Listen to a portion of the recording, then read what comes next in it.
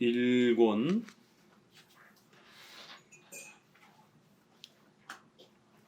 10장 성경에 대한 부분을 계속 소개하고 있습니다. 성경이 우리 기독교에 있어서 어떤 위치에 있는지, 또 어떤 중요성을 가지고 있는지, 또 우리 신앙인들은 성경을 어떻게 해석하고 또 그걸 잘 적용해야 되는지, 이렇게 기독교의 모든 것은 성경을 어떻게 이해하고 또 성경을 어떻게 믿고 또 그 성경을 어떻게 해석하면서 적용하느냐에 따라 기독교가 세워지기도 하고 무너지기도 하는 것입니다. 그렇기 때문에 5대 솔라도 오직 성경을 외치면서 시작을 했고, 성경으로 돌아가야만이 교회가 회복된다라고 하는, 성경으로 돌아가지 못하면 아무리 중세시대처럼 어마어마한 화려함의 신앙의 외적 모습을 가지고 있다 할지라도 그건 교회가 타락한 형태로 남을 수밖에 없다라고 책망하면서 성경으로 돌아가야 진짜 신앙, 하나님이 기뻐하시는 바른 그런 기독교의 모습을 회복할 수 있다라고 외쳤던 겁니다. 그래, 앞부분에서는 이제 성경의 권위, 성경은 비록 인간의 이런 글자로 기록되어 있다 할지라도 이것은 하나님이 우리에게 주신 하나님 자신의 뜻을 우리에게 소개해 주신 하나님의 계시, 하나님의 말씀이다라고 이렇게 소개를 하고 있습니다. 그래서 성경의 이러한 그 절대적 권한, 권위, 신적인 권위, 이 부분을 반드시 이해하고 또 받아들이고 또 고백해야 된다라는 것.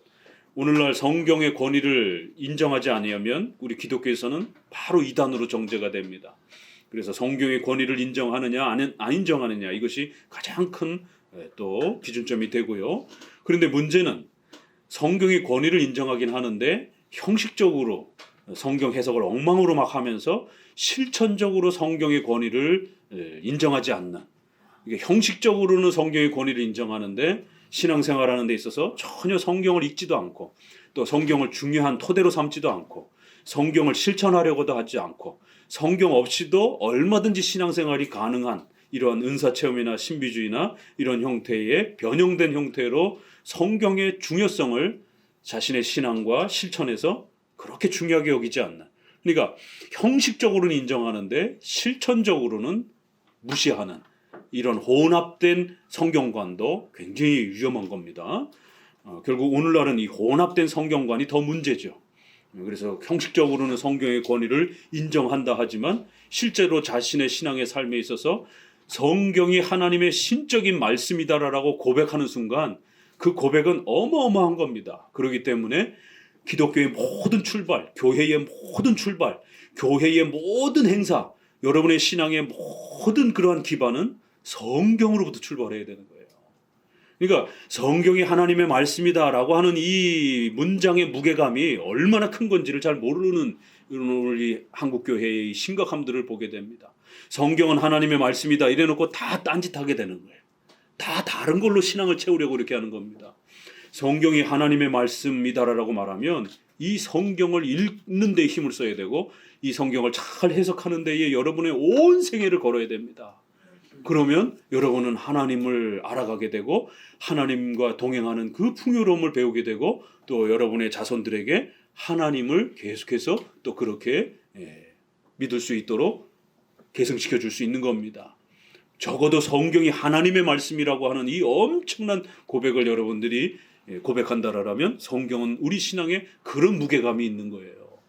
그래서 성경을 정확하게 읽고 은혜 받고 성경을 믿고 또 실천했을 때 그 혜택이 진짜 자기에게 돌아오고 이거를 경험해 봐야 왜 장로교가 그렇게 성경에 매달리는가. 앞부분엔 서론에서도 본 것처럼 로마 카톨릭이 루터나 칼빈을 욕할 때 뭐라 그랬어요? 저 종이 호랑이 믿는 바보들. 우리는 귀신도 내쫓고 우리는 병자도 고치고 우리는 신비한 이런 은사 체험도 하고 그러는데 그런 거 아무것도 없는 저 메마른 종이 글자만 두려워 떨면서 믿는 저 종이 호랑이만 믿는 이러한 사람들, 이러면서 놀렸어요. 오늘 우리 시대에도 오순절 파라든가 이런 신비주의파가 장로파를 욕할 때 저 성경만 맨날 성경 이렇게 따지는 사람들, 메마르고 차갑고 성경만 매달리는 사람들, 우리처럼 이렇게 뜨거운 은사 체험과 이런 것도 없는 그런 장로교도들. 그건 성경을 통해서 진짜 하나님의 은혜를 맛보질 못했기 때문에 그런 겁니다. 저도 결국 20대의 그 신비주의 신앙을 버리게 된 결정적인 이유가 별거 다 해봤습니다. 저도 뭐 귀신도 내쫓아보고 뭐 방언도 해보고 별 신기한 체험도 다 해보고 이렇게 그것도 한국에서 모자라가지고 외국에까지 나가가지고 그렇게 외국에 또 많은 이러한 전도행들을 해보기도 하고 돈 한 푼 안 갖고 전국 팔도를 돌아다니면서 그렇게 진짜 사도행전에 이 전도를 흉내내 보기도 하고. 그런데 그때뿐이에요. 교회 문을 나가는 순간 그 허전함,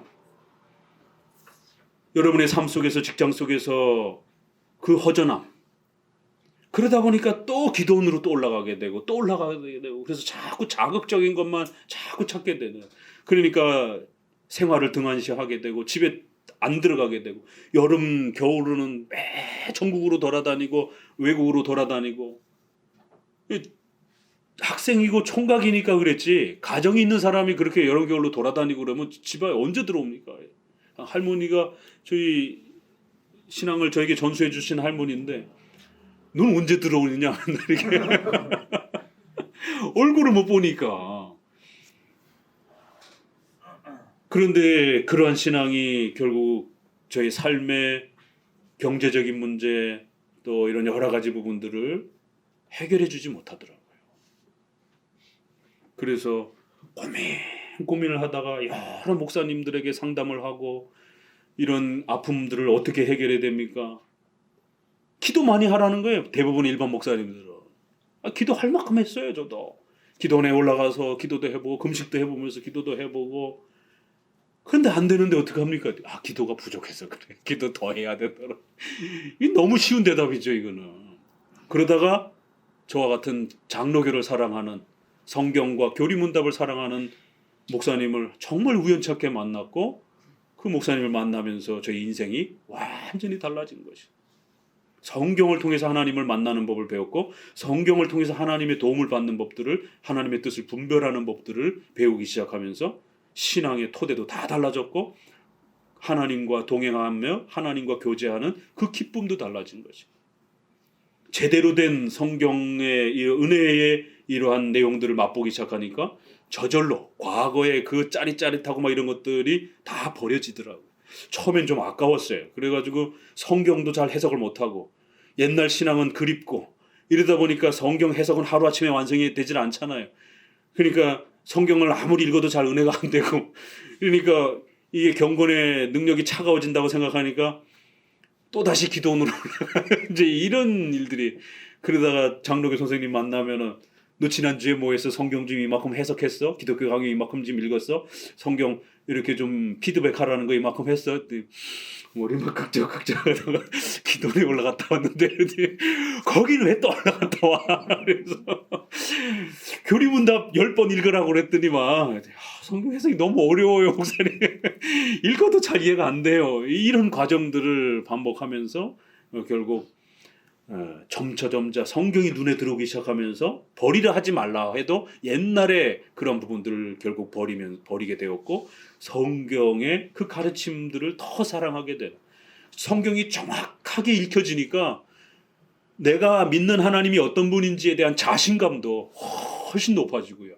신앙의 안정감도 높아지고 믿음에 대한 확신도 강해지고. 그 제가 늘 말씀드리는 게 한 번 20대 때 죽을 뻔했다가 살아난 거는 일반 신비주의 신앙이었을 때였고 한 번은 목회를 시작하는 30대 초반에 이제 개혁주의 목사로서 멋있게 이제 한번 개혁주의 목사로서 한번 개혁교회를 세워보겠다라고 출발을 하자마자 이제 이렇게 병이 걸렸고 이 딱 그 서로 다른 두 번의 이 경험을 통해서 이 두 가지의 신앙이 얼마나 서로 다른지. 그래갖고 신비주의 신앙에 있을 때는 하나님 버리느니 안 버리느니 하나님 이럴 수가 있느니 없느니 이러면서 어떻게 나한테 이럴 수가 있느냐라고 막 이런 수준이죠. 내가 교회에 충성하고 봉사하고 이렇게 열심을 다했는데 어떻게 나에게 이런 병을 줘갖고 치료해 주시지도 않고 아무리 기도해도 응답도 없고 이런 모습. 그런데 30대 이제 목회를 시작하는 그 순간에도 거의 비슷한 위기가 닥쳤을 때 편안하게 잠을 잘 수 있는, 이 첫 번째 때는 잠 못 잤어요. 불안해가지고. 그래도 살고 싶어요. 인간이기 때문에. 아무리 믿음이 좋아도 살고 싶어요. 뭐 빨리 천국 갑시다. 아이, 더 조금 더 살고 싶어요. 그래서 그 살려고 발버둥 치면서 하나님에 대한 서운함이 막 발버둥 치는. 그런데 이제 성경을 잘 배우고 하나님의 섭리를 잘 이해하고 이러던 두 번째 경험은 훨씬 더 편안하게 잠을 청할 수 있는, 이게 어디서 오는가? 이건 바로 성경을 잘 읽고 배움으로 인해서 제 안에 하나님에 대한 확신과 기쁨과 신뢰가 생겼기 때문에 그런 변화가 생긴 겁니다. 그래서 여러분들도 다시 한번 기독교 강요에서 왜 이 많은 장을 이렇게 성경에 대해서 이야기하고 있는가? 그럴 때 오늘 한국 교회는 성경을 잃어버린, 중세 시대가 라틴어로 성경을 읽으면서 성도들에게 성경을 소유하지 못하게 해서 성도들이 성경을 읽지 못하게 함으로 교회가 부패했다라면, 오늘날은 성경이 너무 많아요. 그렇지만 객관성 있게 성경을 해석하는 법들을 몰라서 성경에 다 까막눈이 되어버렸어요. 성경을 다 자기 마음대로 해석해버리는. 그럼 그걸 읽고 그게 하나님의 뜻이다라는 걸 어떻게 확증합니까? 본인 스스로가. 자기 마음대로 읽어놨는데. 문자대로 있다고 문자 그대로 적용할 수도 없는 것이고, 구약에서 그러면은 아말렉 족속을 죽이라고 그러면은 본인도 그러면 아말렉 족속을 죽일 거예요? 아말렉 족속이 누구예요 그러면 오늘날? 그러니까 본인 스스로도 읽어놓고 확신을 못하는 거예요. 자신감이 없는 겁니다. 왜요? 내 마음대로 읽어놨기 때문에. 그러니까 사람들이 신비주의에 빠지게 되는 거예요. 신비적인 어떤 그런 느낌은 그래도 뭔가 센 게 있는 것 같은 느껴지거든요. 그렇게 하면 안 되고 성경으로 돌아오셔서 성경의 해석에 이제 더 깊어지면 자신감이 생겨요. 여러분이 성경을 읽고 해석했잖아요. 옛날에는 자신감이 안 생깁니다. 객관적으로 읽질 않았기 때문에. 그런데 이제 교리문답을 통해서 자꾸 훈련을 하게 되면 내가 오늘 이만큼 읽었어요. 그러면 이만큼 읽은 게 이게 내가 맞게 읽었는지 틀리게 읽었는지 어떻게 확인을 하냐면 소유리문답을 기억해내시면 돼요. 그러면 적어도 섭리 부분을 오늘 읽었어요. 시편을 읽었어요. 근데 내가 이거 맞게 이해했는가? 소유리문답의 섭리를 배웠던 것에 크게 벗어나지 않으면 여러분이 오늘 읽었던 그 내용이 객관적으로 맞는 겁니다. 그럼 자신감을 가져도 돼요. 그래도 틀릴 수도 있어요. 나중에 또 소유리문답을 배우면서 내가 지난번에 이 부분은 내가 조금 잘못 이해했구나 수정해 가는 거예요. 그러니까 소유리문답을 읽고 성경을 읽고, 성경을 읽고 소유리문답을 읽고, 성경과 요약본을 이렇게 계속 교차 대조해 가면서 읽는 겁니다. 그러면 나중에는 성경을 한 장 쭉 읽게 되면 내가 제대로 읽었는가 못 읽었는가 그때마다 목사님한테 전화해서 물어볼 수는 없잖아요. 그러니까 소유리문답을 그 부분을 기억해내면 내가 제대로 이해했구나. 그러니까 여러분이 성경을 읽고 해석하는 수준만큼 그 객관성이 확보가 됩니다. 처음에는 긴가민가해요. 읽어놓고도 소유리문답이 머릿속에 떠오르질 않으니까. 그렇지만 소유리문답을 읽는 양과 이해하는 양이 높아지게 되면 성경을 어느 부분을 읽어도 이게 그 부분이구나. 처음엔 눈에 들어오지도 않아요. 구약의 그 수많은 이야기들이 도대체 뭘 말하는 건지. 오늘 하이델베르그 요리문답 19문 얼마나 기가 막힙니까? 구약을 읽으실 때에 반드시 그리스도와 관련된 부분을 찾아내야 되는데, 우리 장로교는 루터파처럼 모든 부분을 이신칭에 맞춰서 그리스도 중심으로 찾는 것도 아니에요. 그러면 에스더서라든가 잠언서처럼 그리스도가 없는, 직접적으로 설명이 없는 이런 부분들은 등한시하게 된단 말이에요. 오죽하면 루터가 야고보서를, 행함을 강조하는 야고보서를 지푸라기 서신이라고. 그리고 에스더서와 이런 부분들은 실제 루터의 그 설교문이라든가 이런 데 보게 되면 본인에게도, 신학자인 목사인 본인에게도 어렵다라고 그러면서 실제로 보게 되면 많이 설교하지도 않아요. 거의 안 달아요. 잘. 그만큼 예수님 중심으로 너무 맞춰놓게 되면 예수님이 직접 설명되지 않는 구약 성경은 또 못 읽어낸단 말이에요. 신명기 같은 이런 부분들도 그렇고. 그렇지만 적어도 예수님을 설명하는 부분들은 그럼 어떻게 찾아내야 되는가? 19문에 모든 걸 다 그렇게 찾아내도 안 되고, 그렇다고 또 예수님을 못 찾아내도 안 되잖아요. 그러면 예수님을 설명하는 만큼 찾아내는 거예요. 그런데 하이델베르그 유리문답 19문은 벌써 아담, 에덴 동산의 그 언약을 복음 이런 단어로 씁니다. 그리고 또 아브라함, 모세, 족장들에게 그리스도께서 그렇게 가르쳐 주셨다라고. 그러면 모세와 다윗, 맨날 다윗이 골리앗을 쓰러뜨려 넘긴 주일학교 선생님들 맨날 그림 그려가지고 다윗이 돌멩이로 골리앗을 넘어뜨렸고, 이거 저도 주일학교를 다녔기 때문에 그 예전을 기억해 보게 되면 와, 다윗이 참 용감하구나, 이거밖에 기억이 안 나요. 그러니까 우리가 다윗처럼 살아야죠. 현대의 이 설교가 교훈적 설교, 위인전기식 설교, 인간의 어떤 모범적인 어떤 위인 형태로 성경을 읽는 거예요. 그러다 보니까 성경을 하나님의 계시, 하나님이 누구신가를 읽어내는 걸로 읽지를 못하고 모세가 누군가, 다윗이 누군가, 일반 책의 위인전기를 읽듯이 아, 다윗이 이렇게 멋있게 살았구나, 여기가 끝이에요. 다윗을 통해서 하나님이 누구신가를 찾아내야 되는데 다윗만 공부하고 끝나는 거예요. 현대의 많은 성경 공부들도 대부분 보면 다윗이 이렇게 행동했고 어린 시절은 이랬고 또 그 다음에 전쟁터는 이렇게 나갔고 그 다음에 왕이 돼서는 뭘 했고, 이거는 많이 알아요. 그런데 그래서 뭐 어쩌자라는 거예요. 그 다윗의 생애를 통해서 하나님이 어떤 분이신지를 읽어내질 못하는 거예요. 하나님은 우리에게 다윗을 가르치려고 다윗의 그 일생을 소개한 게 아닙니다. 그럴 것 같으면 성경에 다윗의 어린 나이 때부터 죽을 때까지를 소개해야 되는데 다윗의 그 엄청난 생애를 다 생략했어요. 중요한 부분만 몇 개만 소개하는 거예요. 그러니까 성경은 다윗의 일생에 대해서 관심이 없습니다. 하나님이 누구신지를 정확하게 다윗의 생애를 통해서 드러낼 수 있는 부분만 골라서 몇 개 소개한 거예요. 그리고 넘어가는 겁니다. 모세도 마찬가지예요. 모세는 조금 더 어린 시절이 소개되잖아요. 그래가지고 이렇게 버려져가지고는 방주에 바구니 저기 나일강에 둥둥둥둥 떠가는, 그런데 하필이면 애굽 왕의 공주가 그거를 딱 발견을 하는 거예요. 그게 어떻게 우연입니까? 하나님의 위대한 계획이지. 그러니까 모세는 그 갓난아기 시절의 이 부분이 중요하기 때문에, 왜요? 그걸 통해서 하나님이 어떤 분인지를 가르쳐야 되는 아주 중요한 면들이 드러난단 말이에요. 그러니까 그걸 소개하는 거예요.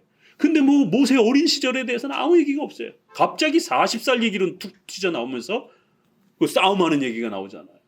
이스라엘 백성들끼리 막 자기들끼리 싸우고 그러니까 그거 뜯어 말리고, 아니 훅 건너뛰어가지고 40살 때 이야기가 나오는 거예요. 그리고는 도망가가지고 중간에 도망가가지고 미디안에서 부인 만나는 거, 그 얘기밖에 없어요. 그리고는 나머지 40년을 어떻게 살았는지도 침묵한단 말이에요. 거기서 벌써 애를 둘씩 낳는데도 불구하고 애 낳는 과정 이야기도 하나도 없어요. 그리고는 80세 된 모세를 소개를 하는 거예요. 그런데 우리는 성경을 읽으면서 열심히 모세를 찾으려고 애를 쓰는 거예요. 그러다 보니까 영화 감독들이 모세를 영화로 만들어가지고 자꾸 모세만 들여다보게 만드는 거예요. 그러니까 성경에 없는 이야기들도 만들어야 되잖아요. 그거 가지고 어떻게 시나리오를 짭니까? 얼마 되지도 않는데. 그러니까 우리가 성도들이 자꾸 영화 보다가 목사님 모세가 이러지 않았어요? 어디서 있어요? 그런 얘기 성경에 없는데. 지난번 내가 영화 봤는데? 그러니까 이게 영화에 있는 이야기인지 성경에 있는 이야기인지 막 헷갈리는 거예요. 이게. 이 기독교 영화는 대수심 보지 마세요. 거기는 영화 작가들이 써놓은 많은 이야기들이 있어가지고 굉장히 헷갈립니다. 또 시각적으로 너무 이렇게 인상을 확 받아버리게 되면 하나님의 말씀을 이게 청각으로 설교를 듣고 말씀을 읽어서 우리 마음속에 그 하나님에 대한 그 인격적 이 교제가 세워지도록 만들어가는 이 과정이 파괴가 돼요. 눈으로 먼저 이렇게 인식이 되기 때문에. 자, 그래서 절대로 위인전기식으로 읽지 마시고 그들의 생애를 통해서 하나님이 어떤 분이시고 누구신가가 최종 목적인 거예요. 그래서 1차적인 문자 또 역사, 그건 모세와 아브라함이 살았던 역사니까 그 역사를 잘 추적해야죠. 아, 일로 이사를 갔구나. 몇 살 때 이사를 갔구나. 부인이 누구구나. 이런 역사적 해석을 해야 되고 성경에 그 정도는 소개가 돼 있으니까 잘 쫓아가면서 문법적으로 읽는 거예요. 문법적 해석, 역사적 해석. 그렇지만 최종적으로는 아브라함이 이렇더라. 그러니까 우리도 아브라함처럼 용기를 내야 됩니다. 첫 번째. 두 번째, 그러니까 우리는 아브라함처럼 모든 고향을 떠날 수 있는 결단력이 있어야 됩니다. 세 번째, 그러니까 우리도 아브라함처럼 부인을 좀 많이 두고 살아야 됩니다. 왜 이런 얘기는 안 하시나 몰라요. 아브라함의 부인이 몇 명이나 많은데. 그러니까 이제 그거는 조금 그렇잖아요. 그러니까 목회자들이 그건 설교를 안 하는 거예요.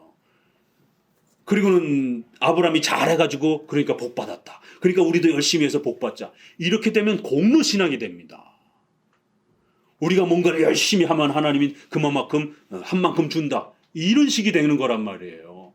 그래서 모세와 아브라함이 누구인지를 기억하는데 그들의 생애를 통하여 하나님이 어떤 분인지는 모르는 거예요. 이런 기가 막힌 성경 해석의 오류가 벌어진 겁니다. 그래서 오늘날은 사탄이 중세시대 천년은 성경을 소유하지 못하게 해가지고 교회가 타락하게 만들었고, 그 이후로 500년 동안은 성경은 많은데 성도들이 성경 해석을 자기 마음대로 해버려가지고 결국 객관적인 형태로 성경을 읽어내지 못해서 성경을 소유하지 못하게 하는, 이래나 저래나 성경을 소유하지 못하는 이러한 동일한 유혹이 우리에게 닥친 겁니다. 자, 그래서 이제 8장, 9장 이후부터는 성경 해석에 대한 이야기가 이제 쏟아져 나오는 겁니다.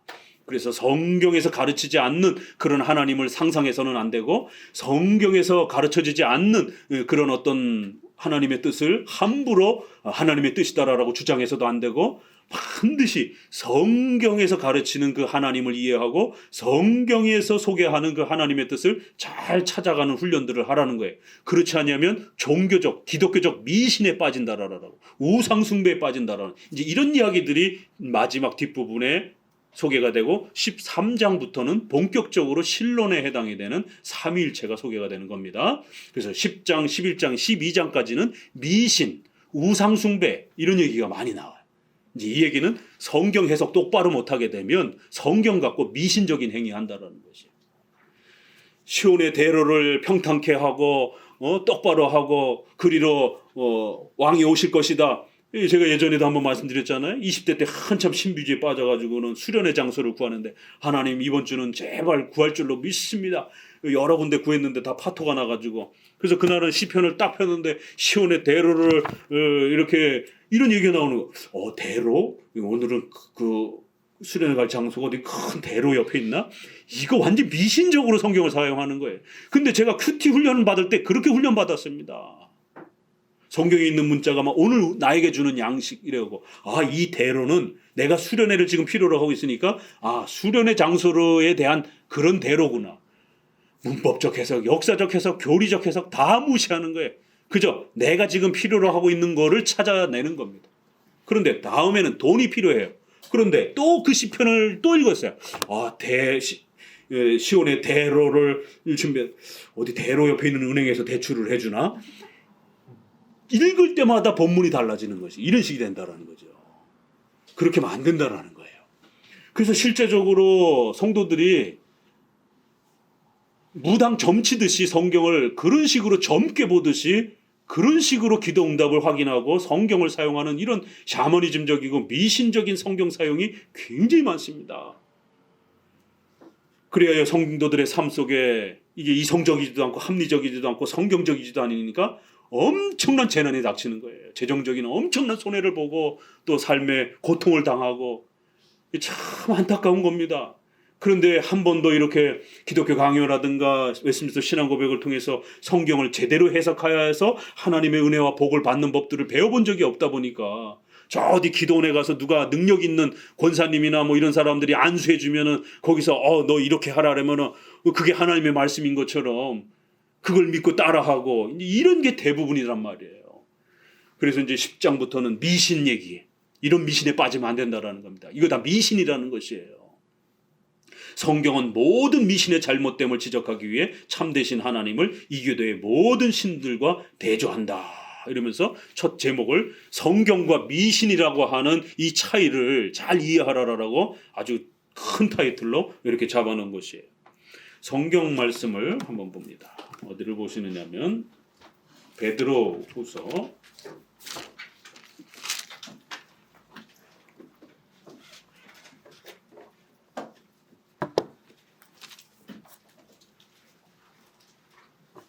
베드로후서 3장 16절입니다. 아주 성경 해석과 관련해서 굉장히 유명한 구절입니다.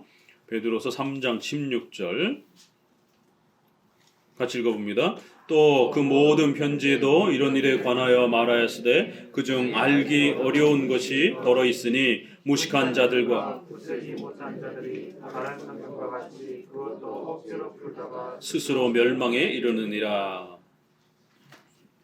베드로후서, 베드로가 거의 이제 생을 마감하면서 마지막으로 남긴 그 성경의 마지막 표현을, 당부를, 권면을 뭐라고 있죠?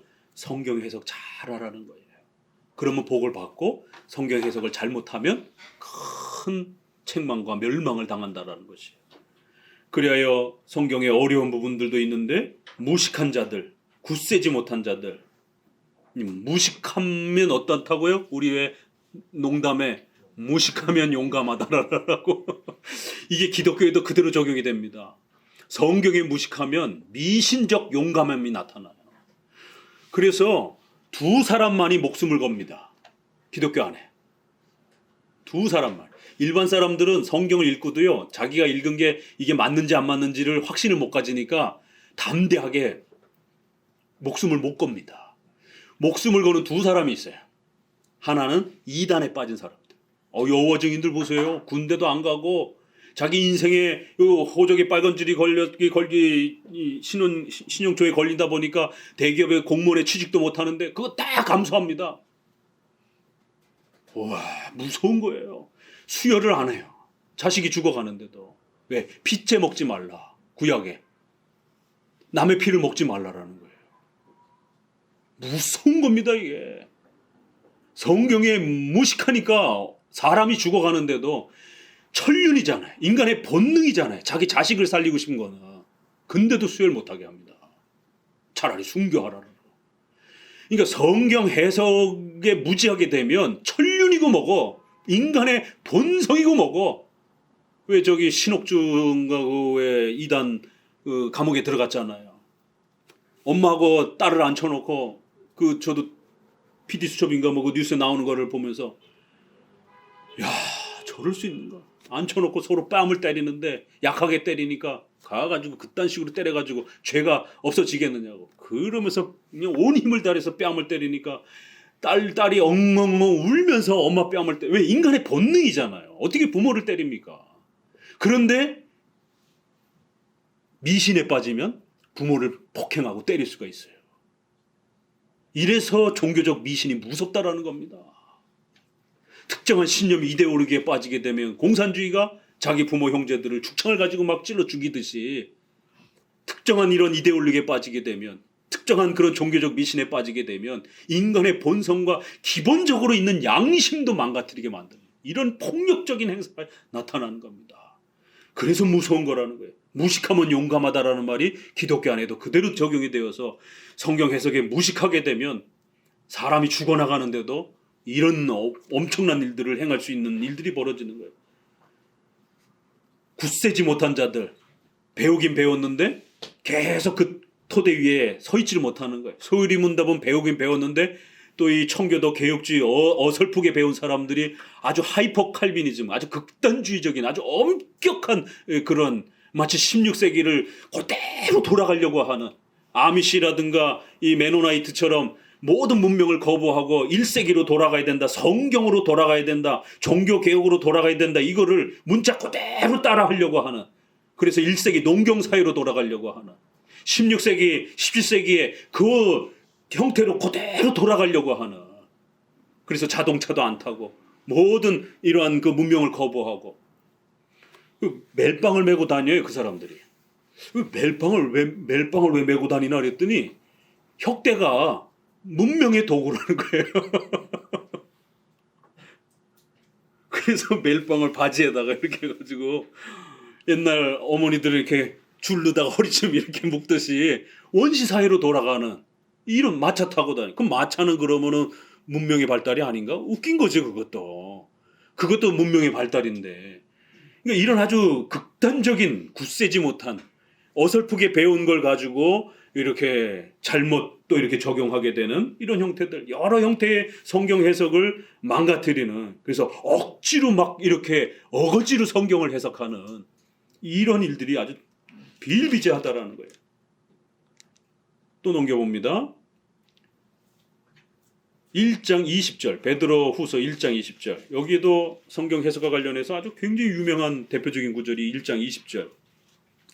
21절은 성경의 권위와 관련된 표현이고요. 같이 읽어봅니다. 두 구절. 먼저 알 것은 성경의 모든 예언은 예언은 언제든지 사람의 뜻으로 낸 것이 아니요 오직 성령의 감동하심을 사람들이 하나님께 받아가라는 것입니다. 예, 성령의 감동을 통해서 비록 인간의 글로 기록되었지만 하나님의 감동. 이럴 때 여기에 감동이라는 이 헬라어는 굉장히 특별한 독특한 표현으로 이렇게 표현됩니다. 이 숨쉬다 이런 단어예요. 숨결 이런 단어인데 이게 왜 이런 단어를 썼을까? 마치 성령 하나님의 어떤 숨결을 우리가 직접 이렇게 느낄 정도로 그렇게 하나님의 말씀이 우리에게 다가오도록 주신 거다라는 거예요. 성령이 숨쉬면서 주신 것이다. 이런 표현에 이제 직역을 하자라면, 그러니까 우리는 그걸 감동 이렇게 해서 좀 멋있게 이렇게 번역을 해놓은 건데, 성령의 숨결, 성령 하나님이 숨쉬다. 그래서 하나님이 마치 우리 앞에 대면하고 말하듯이 그렇게 하나님의 숨결을 느끼다. 이런 뜻이에요. 하나님이 비록 우리 눈에 보이지 않지만 이 성경은 비록 인간의 글로 기록되어 있지만 하나님이 우리 면전에서 그렇게 우리가 서로 숨결을 느끼듯이 대면하며 그의 말을 듣는 것 같이 하나님의 강력한 그러한 숨결을 느끼는 하심으로 도움으로 성경을 기록하여 만든 것이다. 이런 표현입니다. 이게 성령의 감동 이런 표현이 신적 권위를 나타내는 아주 놀라운 표현이죠. 그리고는 이제 어떻게 해석해야 되느냐? 먼저 알 것은 경의 모든 이러한 성경의 말씀들은 사사로이 푼 것이 아니니. 이제 요거는 성경의 권위에다가도 요거 이제 번역이 영어 번역도 조금 다르고 헬라어 번역도 약간 조금 달라요. 그래서 요거를 성경의 권위에다가 맞춰서 사사로이 그렇게 기록한 것이 아니니 이제 이렇게 해석하게 되면 성경의 권위에 대한 해석이고, 요것은 또 그러나 성경은 사사히 너무 개인적으로 자기 마음대로 그렇게 푼 것이 아니니 그렇게 설명하면 안 되는 것이니, 이렇게로 읽으면 우리 지금 번역처럼 읽게 되면 해석과 관련된 그런 의미입니다. 우리 종교개혁자들도 둘 다로 다 사용을 해요. 그리고 또 성경 해석과 관련된 지금의 우리 이 번역대로 사사로이 개인의 마음대로 성경은 그렇게 풀어서 해석하면 안 된다라고 하는 성경 해석과 관련해서도 우리의 선조들이 많이 이 구조를 사용했습니다. 그러니까 성경은 사사로이 너무 개인의 마음대로 만인제사장을 강조한다 할지라도 그거는 구원에 대한 하나님의 직접적인 구원, 교황 필요 없고 사제들 필요 없이 하나님이 직접 이렇게 우리 각각의 개인을 구원하신다라고 하는 구원의 본질을 가르치는 거지, 교회 필요 없다, 신조 필요 없다, 공적인 이러한 해석 필요 없다, 이런 거를까지 확대가 되는 게 아닙니다. 만인 제사장은 루터가 사실 실제로 그렇게 많이 설교하지도 않았어요. 실제 루터 학자들에게 이렇게 들어보게 되면 그거는 구원론의 본질에 해당이 되는 거예요. 교황 마리아 필요 없이 여러분 각자가 하나님을 찾으면 됩니다 라고 가르칠 때에 모두가 다 하나님 앞에, 예수님 앞에 직접 나아갈 수 있습니다, 그 표현할 때 만인 제사장이에요. 그거 핑계대고 그러니까 목사님 필요 없어요, 나 혼자 하나님 앞에 다이렉트로 성경 해석 내가 다 깨달을 수 있어요, 내가 예배 나 혼자 드려도 돼, 이런 것까지 확대가 되는 게 아니에요. 그렇기 때문에 항상 성경은 사사로이 개인의 마음대로 자기 원하는 대로 해석할 수 있는 자유가 주어진 건 아닙니다. 성경을 읽을 수 있는 자유는 분명히 열려져 있어요. 그러나 자기 멋대로 자기 마음대로 아무렇게나 막 억지로 이렇게 해석할 수 있는 자유가 있는 건 아닙니다. 하나님이 우리에게 주신 그대로로 해석을 해가야 되는 거예요. 그거를 나 혼자만 해석한 것도 아니고 교회 역사 2000년사 동안에 해석해 온 겁니다. 그럼 얼마나 많은 해석들이 있겠어요. 그렇기 때문에 초대교회의 사도신조, 니케아 신조, 이런 5개 신조, 이것도 다 그 시대에 500년 동안이나 교회들이 연합하여 이단들을 물리치면서 성경을 어떻게 이해하고 해석해야 되는지를 공적으로 그렇게 정리해 준 겁니다. 그래서 우리가 예배 때마다 고백하는 겁니다. 사도신조를 고백해놓고 사도신조를 왜 고백하는지도 모르는 거예요. 그러니까 사도신조를 멀쩡히 예배 시간에 고백해놓고도 성경 읽을 때는 자기 멋대로 마음대로 읽어놓고 그리고는 소유리 문답 욕합니다. 왜 교회에서 교리 문답 맨날 교리 이런 것만 얘기하느냐라고. 내가 성경을 해석을 얼마든지 자유롭게 해야지. 아니 그러면서도 멀쩡히 예배 시간에는 사도신조를 고백을 해요. 그래놓고 뒤돌아서서 신조를 또 공격합니다. 신조 많이 배우면 딱딱해진다라고. 이 신앙이 엉망이 되고 질서가 망가져서 그래요. 사도신조를 고백한다라는 건 적어도 우리가 목회자가 내 마음대로 설교하지 않고 성도들이 내 마음대로 은혜가 됐다 안 됐다 내 주관적으로 그렇게 판단하지 않고 둘 다 조심해야 됩니다. 전하는 자도 목사가 자기 마음대로 설교해서는 안 되는 거고 듣는 자도 저거 오늘 나에게 은혜가 되네. 그러면 이거 올바른 설교야. 저거 목사님 오늘 죄를 많이 책망을 했는데 나 듣기 싫어. 저거 은혜가 안 되는 설교야. 이렇게 적용하면 안 됩니다. 죄를 책망하는 설교를 할지라도 그것이 객관적인 이러한 설교요 사도신조와 우리의 신앙 고백에 맞으면 하나님의 말씀으로 받아서 열심히 회개하고 하나님의 책망인 줄 알고 받아들여야 되는 겁니다. 성도들이 늘 핑계대는 게 성경은 내가 믿지만 오늘 목사님 설교는 나 들으라고 하는 것 같아. 감정이 실린 것 같아. 이런 이야기들. 그럼 목사님의 설교는 하나님 말씀 아니다라고 하나. 이게 참 애매한 태도죠. 성경은 하나님의 말씀인데 당신들이 고백하는 사도신조의 삼위일체 내가 못 믿겠다. 이 아리우스라고 하는 목회자가 성경은 하나님 한 분밖에 안 가르친다. 이래갖고 싸움이 났고 결국 이단으로 정죄가 된 겁니다. 아무리 나는 성경을 존중하고 하나님의 말씀으로 믿지만 당신들이 사도신조에서 고백하는 삼일체 나는 못 믿겠다라고. 아니 내 눈에는 안 들어온다고. 삼일체 없다라고.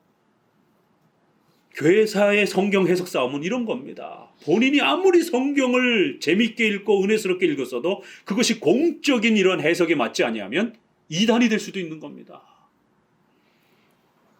그렇기 때문에 성경을 객관적으로 공적으로 해석하는 게 얼마나 중요한지를 사사로이 해석하지 아니하고 2000년사 교회사의 그 공적인 해석의 규범에 맞춰서 해석하는 게 얼마나 중요한 것인지를 기억하셔야 되는 거예요. 그래서 초대교회는 사도신조, 종교개혁 시대 때는 칼빈의 제네바 교리문답 여러 신조들이 있었고 최종적으로 우리 헌법에는 웨스민스터 소유리 문답 신앙고백서를 표준 문서로 그렇게 고백한 겁니다. 나머지는 이제 참고 형태로 보조용어로 이렇게 한 거고. 왜요? 기준은 하나 있어야 되니까. 이렇게 해서 목회자는 절대로 소유리 문답 웨스민스터 신앙고백을 벗어나서 사사로이 설교하면 그건 하나님의 말씀이 아닙니다. 그럴 땐 여러분이 안 들어도 괜찮아요. 그럴 땐 교회를 떠나도 괜찮아요. 그렇지만 목사님의 설교가 때로는 여러분을 야단치는 설교요 혹독한 책망의 설교가 된다 할지라도 그것이 소유리 문답 웨스민스터 신앙 고백을 벗어나지 않는 설교라면 절대로 교회를 떠나서는 안 됩니다. 그거를 외면해서는 안 됩니다. 그거를 외면하게 되면 다음에 뭐가 닥칩니까? 하나님의 직접적인 징계가 닥칩니다. 처음엔 하나님이 목회자를 통해서 간접적으로 당회를 통해서 간접적으로 훈계하고 책망하는 거예요. 그렇게 하면 안 됩니다. 그렇게 되면 하나님 앞에 징계를 받습니다. 책망을 받습니다. 성찬 중지를 시키고 근신을 시키는 거예요. 그런데도 죄를 계속 범하면서 죄를 고치지 않고 자꾸 교회를 위협하고 신앙에 이런 위협된 행동들을 해요. 그럼 하나님이 그 다음엔 진짜 다리 몽둥이를 부러뜨려서라도 질병 또 경제적 고통 사고 재난 이런 일들이 우리 인생에 닥치면서 엄청난 직접적인 징계가 따라붙습니다. 그래도 안 고쳐요? 그럼 하나님이 목숨을 거둬가십니다. 사울 보세요. 딱 2번의 기회가 주어졌고 2번의 기회에서 돌이키지 못하니까 하나님이 그 젊은 사울을 더 통치해도 되는데 그냥 데려가 버리잖아요. 멀쩡한데 죽은 거예요. 교회사 속에 멀쩡한데 건강한데 데려간 사람들이 수두룩합니다. 목회자도 교회를 위협하고 이게 상당히 이단성이 이렇게 농후하고 이런 목회자들을 하나님이 갑자기 즉사를 한다든가 목사님들도 심장마비라든가 즉사한 경우들이 많습니다. 사고라든가 교통사고라든가 데려가시는 거예요. 그래서 우리가 하나님을 두려워해야 되고 이러한 성경을 공적으로 해석하는 게 왜 이렇게 중요한지. 목회자들도 사적인 이런 자기 주관적인 해석에 빠지면 모든 동료들을 다 비난하고 내 해석만 맞아 이럽니다. 그러면서 자기 이상한 해석을 교회사 속에 이단적인 증명이 되었던 그런 해석을 맞는다라고 막 주장을 하고 막 이렇게 되면 하나님이 두고 보시다가 결국 해가 될 것 같다라고 생각하시면 하나님께서 걷어가시는 것이죠. 저희가 노예에서 한번 치리할 때도 목사 면직까지 시켰는데 신비주의에 빠져갖고 천국과 지옥 입신했다고 그러면서 막 간증하고 동료 목회자들에게 막 경험해보라고 그 기도원 가서 안수받자라고 여자 원장한테 안수받으면 입신할 수 있다라고. 그래갖고 제가 참다가 개별적으로 좀 이렇게 그렇게 하시면 안 됩니다. 목사님 그러지 마시라고. 노예 와서 자꾸 이제 목사님들 이렇게 이제 식사를 한다든가 또 이렇게 야유회 간다든가 이러면은 차를 타고 가면 그 차 안에서 계속 그렇게 얘기하시는 거예요. 그래서 개별적으로 그러시면 안 된다라고. 우리는 그런 직통계시를 믿지 않습니다. 우리 웨스민스터 1장에 하나님 말씀만이 오늘날 우리 성도들이 계시로서 받는 겁니다. 신 목사님은 조직신학자이기 때문에 너무 딱딱한 거고 경험해 봐야 된다라고. 사적으로 이렇게 얘기하다가 너무 잘 안 되겠어가지고 정식으로 노회 때 이 목사님 이거 심각합니다. 다른 목회자들에게 영향 끼치고 후배 목회자들에게 끼칠 수 있는 영향이 지대합니다. 이 재판 정식으로 우리 이거 고소해달라고. 그래서 몇몇 목사님들이 진행을 해가지고 결국 목사님이 조직신학자다 보니까 검사 역할을 해가지고 교회 재판도 일반 재판하고 거의 비슷합니다. 판사가 있고 검사가 있고 변호사가 있고 그럼 그 목사님도 동료 목사님을 신학자를 데리고 와서 변호할 수 있어요. 그러면 이제 검사 역할을 하는 목회자가 우리 성경 또 웨스민스터 신조 그다음에 교회법 어디에 몇 조항에 위배가 되기 때문에 이거는 비성경적이다. 그러니까 어떤 벌에 해당이 된다. 이건 면직에 해당이 된다. 이건 근신에 해당이 된다. 이거는 면직은 아니어도 그냥 평신도 목사를 떼는 이러한 벌에 해당이 된다. 여러 내용을 이렇게 해서 제일 무서운 거는 제명 출교입니다. 면직시키고 그 다음에 면직은 직을 내려놓는 거예요. 그러면 평신도로 그 교회에 있을 수 있고 그 교단에 있을 수 있어요. 그러면 출교까지 시켜버려요. 제명의 출교까지 시켜버리면 그 교단에서 쫓아내버리는 거예요. 아예 이름을 없애버리는 거예요. 그 교단에 이 적을 없애버리는 겁니다. 가장 무서운 벌이죠. 면직만 하면 목사직만 내려놓고 그냥 평신도로도 있을 수 있는 것이. 그래서 나중에 결국 면직 출교까지 진행이 됐습니다. 그럴 때에 뭐라고 노예 앞에 와가지고 소리를 지르시면서 이 악한 목회자들 성경만 읽으면서 머리 딱딱해진 목사들 바리새인과 같은 목사들 하나님이 오늘 나에게 음성을 주셨는데 너네들 다 벌 받는다라고 왜 내 말 안 듣는지 알아라고 이러면서 소리를 고래고래 지르고 이 자기가 하나님 앞에 음성 듣는 게 맞은 거다라고. 아니 본인이 아무리 주장을 해도 사사로이 주장을 해도 우리 공적인 해석에 어긋나면 우리 입장에서는 그 사람이 틀린 겁니다. 그럼 우리 공동체와 함께할 수 없는 거예요. 대한민국은 신앙의 자유가 있기 때문에 억지로 묶진 않는 겁니다. 그러니까 우리 안에 둘 자유도 있고 내쫓을 자유도 있는 거예요. 그럼 당신 다른 데 가라. 그럼 오순절파 교회 가라. 거기는 그거 칭찬해 줄 테니까. 우리 장로교회 목사로서 그렇게 막 음성을 듣고 막 기도해 주면서 막 쓰러뜨리고 이거 안 된다 이거는. 본인은 하나님의 말씀을 읽으면서 그렇게 사도행전에 있지 않느냐, 음성 듣고 이렇게 갔지 않느냐, 이러면서 치료해 줬지 않느냐, 귀신 내쫓았지 않느냐 이러면서 사사로운 해석인 거예요. 그렇기 때문에 교회 안에서도 성도가 만약에 혹시라도 막 그렇게 은혜 받았다고 그러면서 막 이렇게 또 막 음성 듣고 이러면은 동일한 벌을 받을 수 있는 겁니다. 우리 공동체 해가 되는 거예요. 그래서 사사로운 해석 이런 부분들에 대한 이런 또 표현. 자, 로마서 하나를 더 봅니다. 이 성경 해석이 얼마나 중요한 것인지에 대해서 이렇게 몇몇 구절에서 소개하고 있는 요 구절 꼭 기억하셔야 되고요. 12장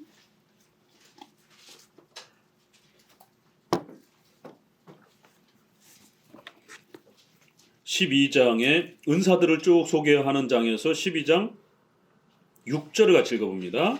12장 6절 우리에게 주신 은혜대로 받은 은사가 각각 다르니 혹 예언이면 믿음의 분수대로. 예언은 설교적 기능을 말하는 거예요. 미래를 내다보는 이런 그 예언이 아니고 우리 번역에 그냥 같이 쓰고 있어서 그래요. 설교의 기능을 말하는 겁니다.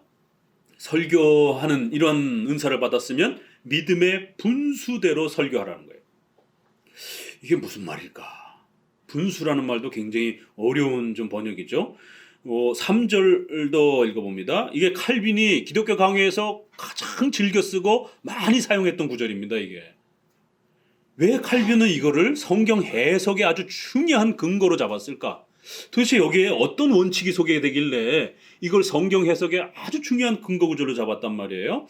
3절을 같이 읽어봅니다. 내게 주신 은혜로 말미암아 너희 중 각 사람에게 말하노니 마땅히 생각할 그 이상의 생각을 품지 말고 오직 하나님께서 각 사람에게 나눠주신 믿음의 분량대로 지혜롭게 생각하라.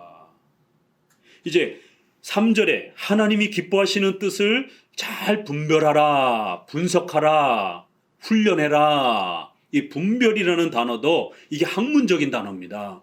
그러니까 뭐 영분별한다고 그러면서 막 기도원에 가가지고 이런 게 아니고 학문적으로 잘 성경을 분석하고 잘 읽고 성경의 앞뒤를 잘 따져가면서 옳은 게 무엇인지를 잘 읽어내라 이런 뜻이에요. 벌써 이 표현 자체가.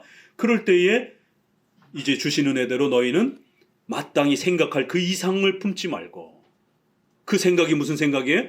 성경을 벗어난 생각을 함부로 하지 말고, 이런 의미입니다. 이게 왜 하나님의 뜻을 분별하는 거기 때문에 우리는 당연히 성경으로부터 출발을 해야 되는 거죠. 그러니까 이게 문맥이 이렇게 중요하다라는 거예요.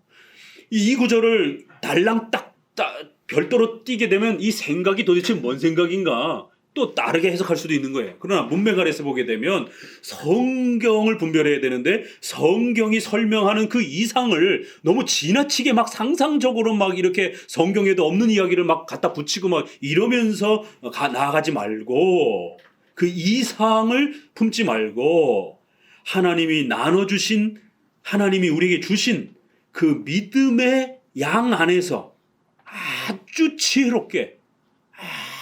지혜롭게는 뭐예요? 지혜란 이성을 바탕으로 하는 겁니다. 인간의 생각하고 판단하고 살피는 인간의 이러한 이성적 기능.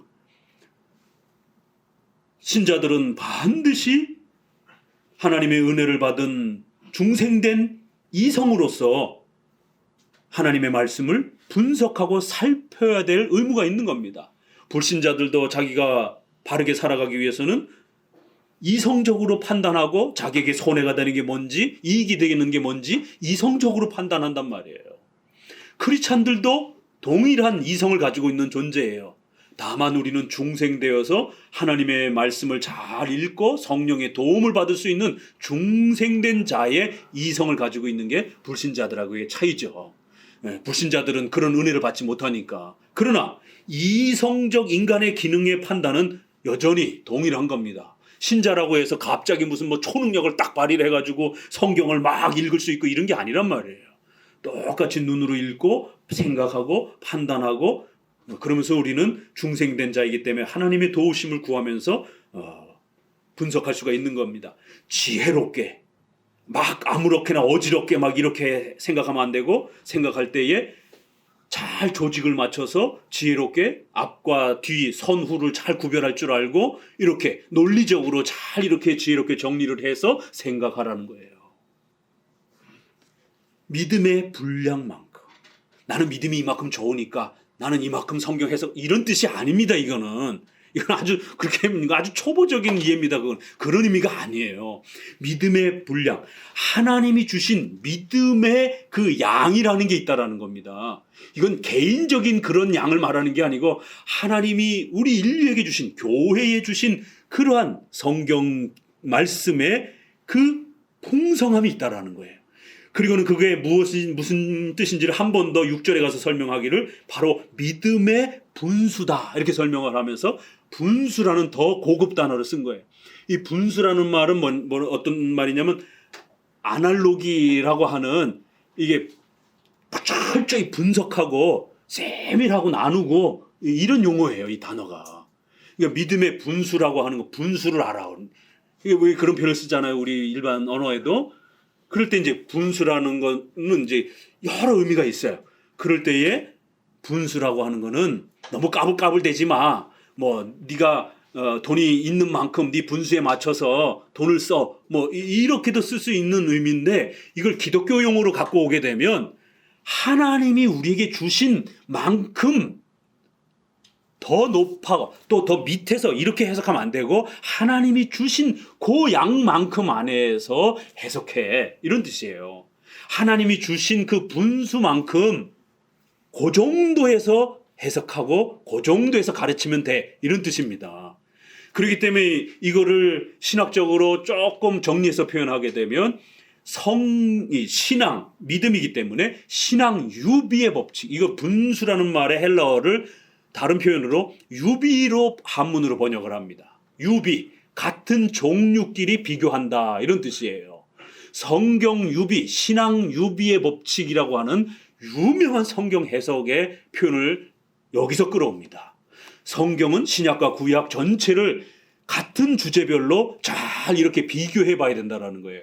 같은 종류를 열심히 찾아가지고 오늘 섭리했지 않습니까? 그럼 구약의 섭리, 신약의 섭리, 전부 섭리와 관련된 내용, 사건, 단어 이거를 전부 비교해 봐야 된다는 거예요. 그래서 웨스트민스터 신앙 고백에서 우리의 신앙 고백으로 고백한 그 신앙 고백에 벗어나지 않도록, 그리고 그 신앙 고백이 다른 교리와 부딪히지 않도록, 내가 해석한 것이 신앙 고백을 넘어가지 않도록, 다른 교리와 부딪히지 않도록. 그래서 신앙 유비란 다른 신앙의 주제와 부딪히면 안 된다라는 거예요. 같은 주제로 모아야 되고, 모았던 그 해석이 삼일체랑 부딪혀서 안 되고 교회랑과 부딪혀서 안 되고, 잘 서로 조화를 비교 대조가 되면서 조화를 맞춰야 된다는, 이게 아날로기라는 말이 이 헬라어도 아날로기아예요. 여기에서 영어로 아날로직이라고 하는 분석이라고 하는 단어가 나오기도 합니다. 그랬을 때 이거는 조화, 비례, 비교, 우리 한글로 번역을 하면 비교, 이런 단어입니다. 그래서 같은 주제로 잘 이렇게 모아서 비교를 해봐라. 또 그렇게 해서 가진 그 주제를 성경의 다른 주제와 부딪히지 않고 서로 조화가 되도록, 서로 잘 맞도록, 짜맞춰지도록, 어느 교리가 내가 읽은 게 훌륭하다고 해서 다른 교리랑 막 부딪히면서 이렇게 해석하면 안 되잖아요. 그렇죠?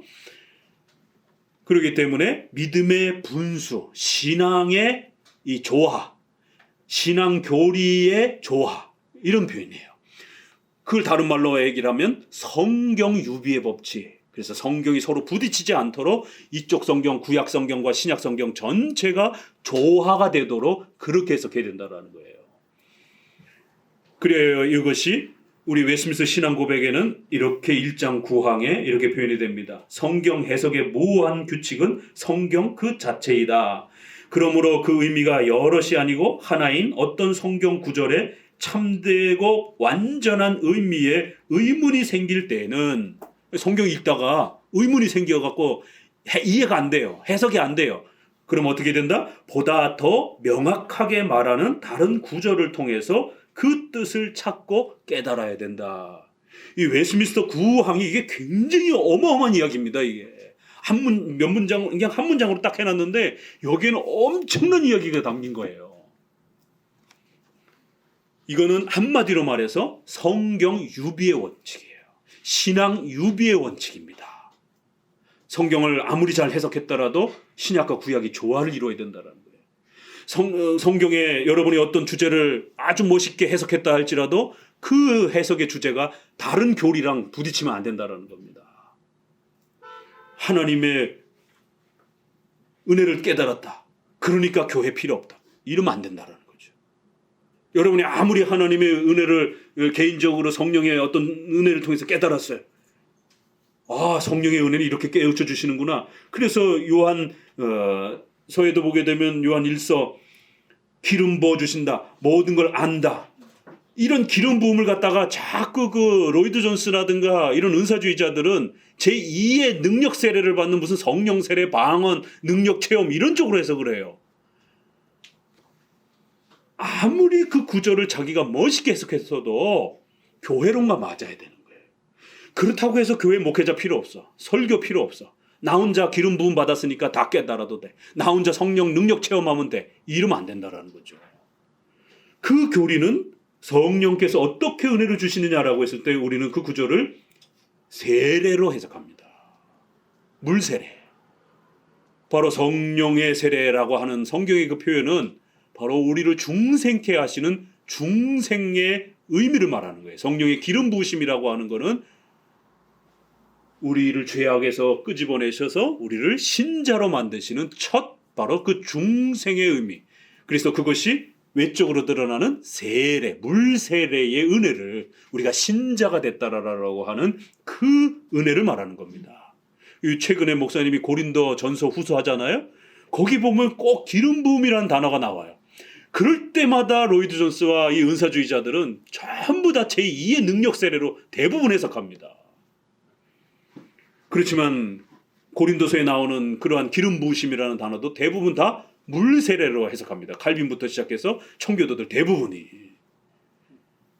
박윤선 목사님도 마찬가지고 우리나라의 주석가도 마찬가지고 장로교는 그런 일관성이 있단 말이에요. 그렇기 때문에 교회론하고 부딪히면 안 된다는 거예요.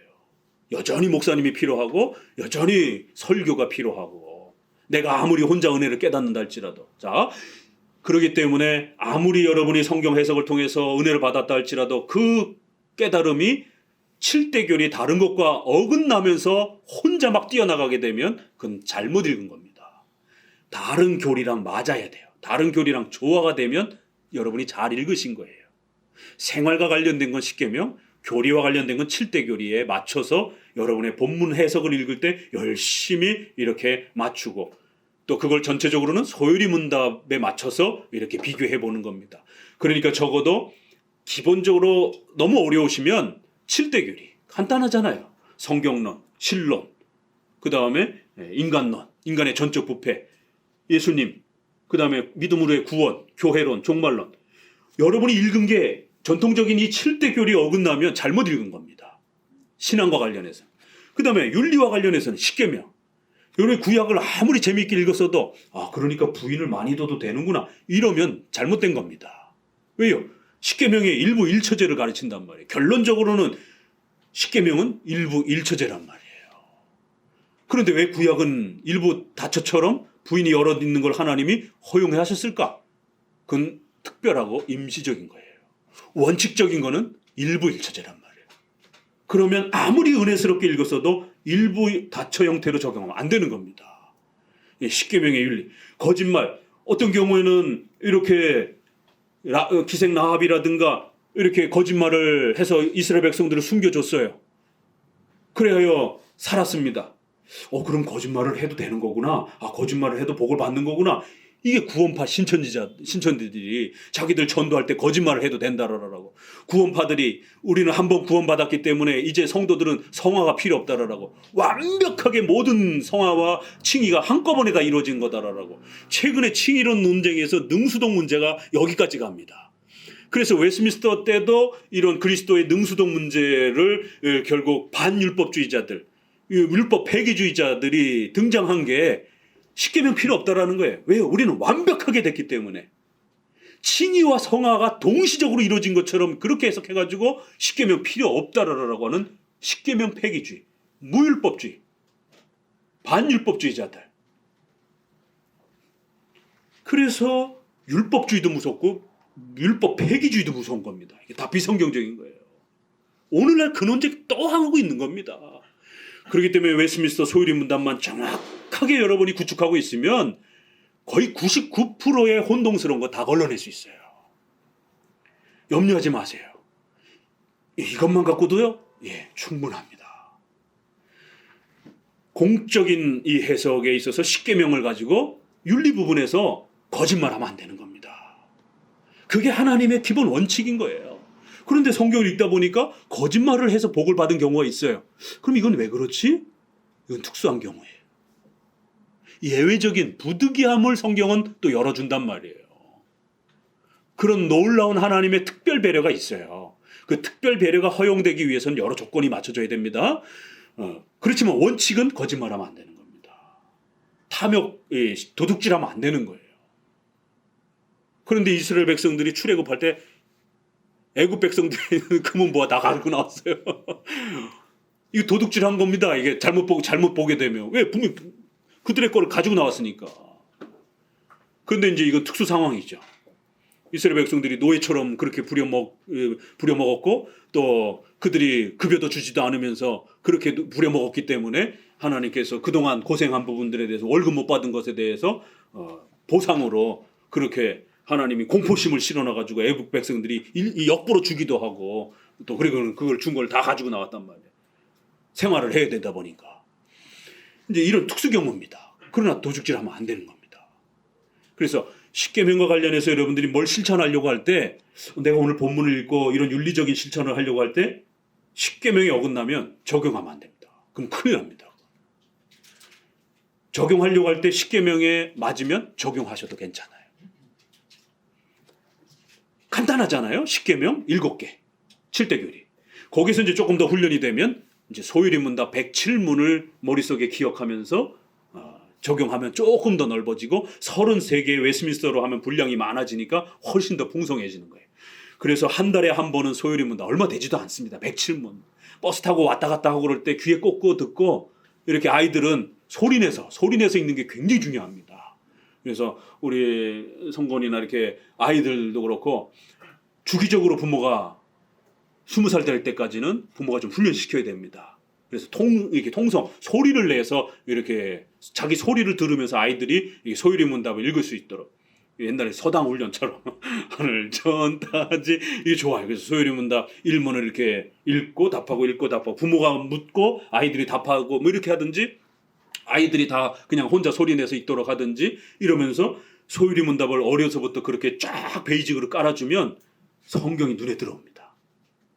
어느 순간부터 우리 에스겔 이제 수요일 날 읽는 분들은 목사님이 자꾸 그걸 이제 훈련시켜 주는 겁니다. 자, 요 구절 눈치가 이제 좀 있는 분들은 이게 무슨 어디에 해당이 되는 구절인지 이제 수요일 날은 그런 걸 훈련시키는 거예요. 그래서 수요일 날 설교는 조금 더 어려워요. 조금 깊죠. 그래서 중급 이상으로 수요일 날은 좀 설교를 하고 있는 겁니다. 그래서 이제 막 나오고 이런 분 이제 막 시작하신 분들은 조금 어려울 수 있어도 우리 장로교에서는 이렇게 성경을 보는구나. 반은 이해 못해도 언젠가는 이해할 수 있을 겁니다. 그렇게 계속 따라오면 그러니까 반만 이해하시면서 쫓아와도 괜찮아요. 또 이제 나머지 중급 이상 된 분들은 그걸 계속 훈련하는 거예요. 이거 이제 봐도 이거 은혜 언약과 관련된 표현이라는 거 금방 눈치챕니다. 그렇죠? 하도 비슷한 표현들을 이제 계속 읽어가면서 제가 요건 은혜 언약과 관련된 표현입니다. 요건 섭리와 관련된 표현입니다. 요거는 전적 부패와 관련된 표현입니다. 구약에 전적 부패 이런 표현 없어요. 표범이 그 짐승이 자기 가죽의 점을 빼봐라. 그 점이 없어지겠느냐. 아무리 양잿물로 빨아봐라. 그게 더러워진 게 그게 뗏물이 얼룩이 없어지겠느냐. 인간의 더러움이란 그런 거. 구약에는 전적 부패를 그런 식으로 표현한단 말이에요. 그래서 요건 전적 부패 표현입니다. 시편도 그렇고 이게 계속 훈련하면 많지가 않기 때문에 눈치를 채요. 성도들도. 눈치챈다라는 게 성경 해석이 벌써 습관이 들어오고 훈련이 된다라는 겁니다. 그러면 요거를 한 1, 2년 훈련하게 되면 이제 구약을 읽을 때도 신약은 그렇게 어렵지 않아요. 근데 대부분 구약을 읽을 때 어려워들 한단 말이에요. 왜요? 구약이 그런 비유, 상징, 또 임시적인 의식법, 성전 제도 이런 것들이 많다 보니까 계속 반복을 해주면 괜찮아요. 이제 은혜 언약과 관련된 건 아주 그냥 아주 정확하게 찾으시더라고요. 그러니까 이런 것처럼 소유리문답을 기본으로 해서 주로 반복되는 이러한 여러 표현들을 계속 성경 유비, 구약과 신약에는 의롭게 되어지다 이런 표현이 정확하게 나와 있잖아요. 그러나 구약에는 그렇게 문자로 정확하진 않아요. 어떤 사건과 어떤 이런 상징적인 형태로 설명을 합니다. 그러면 그게 어디랑 해당이 되는지 이렇게 연결해서 찾아보는 훈련을 하는 거예요. 같은 주제를 모아보는 겁니다. 성경 유비, 신앙 유비. 성경 자체를 갖고 이렇게 구절을 갖고 연습시켜라. 이러면 성경 유비라고 하는 거고, 신앙의 주제, 7주제에 맞춰서 이렇게 훈련을 시켜라. 그러면 신앙의 규범에 맞춰서 해석하는 거기 때문에 신앙 유비라 이렇게 조금 어려운 말로 우리가 둘로 나눠서 설명을 하는데 이건 다 같은 말이에요. 그래서 이걸 우리가 모든 성경, 오직 성경 이렇게 또 우리 성도들에게는 그렇게 했던 겁니다. 오직 성경, 다른 걸로 이렇게 이 고고학이라든가 철학이라든가 이런 걸 집어넣지 말고 오직 성경의 그 글자와 문맥을 읽어내라는 거예요. 그리고는 신구약의 차이가 있기 때문에, 예수님이 오시기 전과 후가 차이가 있기 때문에 성전 제사 중심과 성전이 없어진, 이건 엄청난 차이란 말이에요. 그렇기 때문에 구약을 읽으면서 성전 제사 드리듯이 오늘날 행하면 안 된단 말이에요. 그런데도 여전히 성도들이 구약의 제사를 드리는 것처럼 그렇게 문자 그대로 끌어다가 오늘날 쓸 수 있는 것 같이 그렇게 표현하면 안 됩니다. 그래 무슨 뭐 새벽 제단을 쌓는다 이렇게 표현하면 안 돼요. 오늘날은 우리가 제단을 쌓을 필요가 없어요. 그건 구약의 제단을, 제물을 바치기 위해서 제단 앞에 나아가고 제단을 쌓는다 이런 말이지. 아니 왜 여러분이 새벽 기도가 드리는 게 그게 무슨 구약의 번제물 제단 바치는 거고 제단을 준비하는 겁니까? 그런 용어 자체가 혼동을 일으키는 겁니다. 그냥 새벽 기도하는 겁니다. 이렇게 말해야 되는 것이지 무슨 새벽 제단을 쌓는다. 그래서 구약적인 어떤 그 제사 준비를 하는 것처럼 이렇게 하면 용어도 조심해야 되는 거고. 그래서 구약과 신약을 모든 성경을 계속 조합해 봐야 되는 겁니다. 그러니까 새신자 때는 어려운 거예요. 그래서 계속 훈련해 가면 되는 겁니다. 자, 믿음의 분량, 믿음의 분수, 이게 칼빈이 기독교 강요에서 계속 반복해서 나옵니다. 칼빈의 주석에 어마어마하게 나옵니다. 저들의 해석과 우리 해석이 왜 틀린가? 우리는 바로 믿음의 분수에 맞춰서 해석하기 때문에 예레미야가 다시 살아나서 만약에 내 해석을 검사를 한다 할지라도 어떻게 내가 말하고 싶었던 그대로 말했느냐 이렇게 칭찬해 줄 겁니다. 이런 말을 써요. 예레미야의 주석에도. 제가 그거 처음 읽다가 이런 건방진 칼빈을 봤나? 어떻게 이렇게 자신 있게 말할 수가 있지? 처음에 그렇게 칼빈을 오해를 했어요. 도대체 자신감이 얼마나 이렇게 막 차고 넘치면 이런 말을 할 수 있지? 우리는 누구나 다 성경 해석을 하고 나서 야 이거 내가 제대로 해석했나 안 했나 이게 참 불안했는데 그런데 칼빈은 그렇게 예레미야가 다시 살아 돌아온다 할지라도 자기의 설교와 해석을 검사한다 할지라도 어쩜 내가 이렇게 하고 싶었던 바로 그 말을 너가 그렇게 정확하게 했느냐라고 칭찬해 줄 거다라고.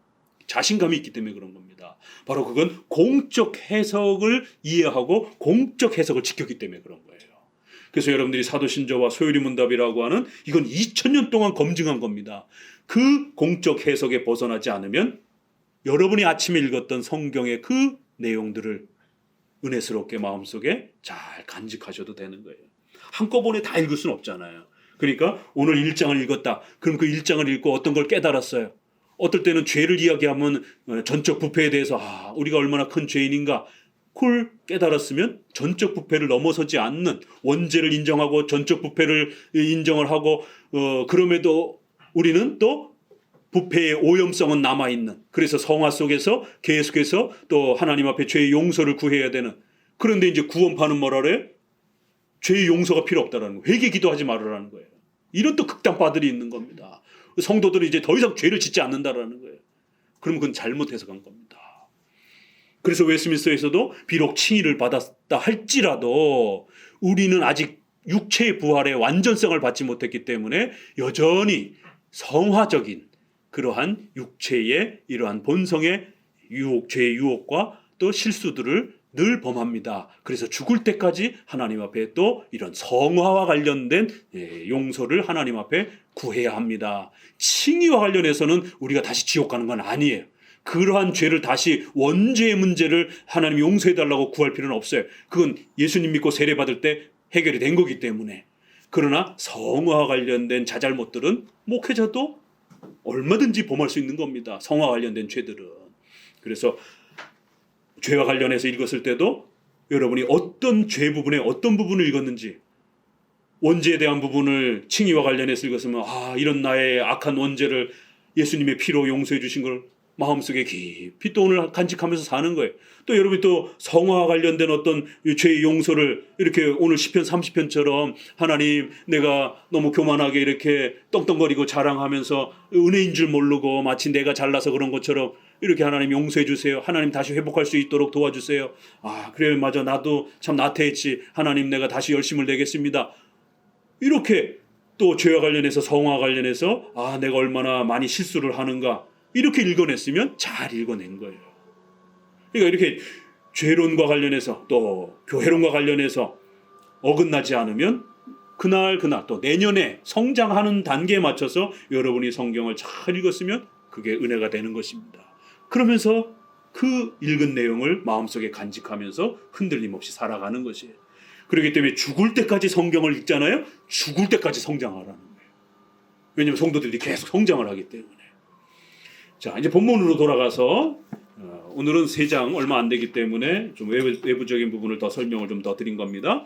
성경 해석과 관련해서 이렇게 성경을 잘못 해석하면 미신에 빠지고, 그렇기 때문에 성경이 말하는 참되신 하나님과 성경을 떠나서 말하는 미신적인 그런 하나님에 대한, 신에 대한 이런 잘못된 소개를 잘 구별할 줄 알아야 된다는 겁니다. 1번 창조주 1절 하나님에 대한 성경의 교리 같이 읽어봅니다. 하나님에 관한 지식이 우주의 구조와 모든 피조물에게서 아주 명백하게 나타났음에도 불구하고 그의 말씀에서도 생생하고 또 상세하게 계시했다는 것을 이미 앞에서 배웠다. 예, 하나님에 대한 지식이 이제 일반 계시, 일반은 정 모든 자연 만물을 통해서도 또 이렇게 하나님께서 우리에게 비춰주시고 또 성경을 통해서 더욱 생생하게 우리에게 이렇게 가르쳐 주신다라는 거예요. 그렇기 때문에 여러분들이 하나님의 섭리를 분별할 때는 이렇게 성경을 가지고 또 일반 은총이라고 하는 일반 계시를 가지고 상식적으로 분별을 하면은 얼마든지 찾아갈 수 있는 겁니다. 167페이지 첫째 줄 읽어봅니다. 시작. 그러나 나는 경건한 사람 목록을 정도를 그것으로 특별히 성경에서 또한 그들의 탐구가 확고한 목적을 향하게 된다면 그것으로 충분하다라고 생각한다.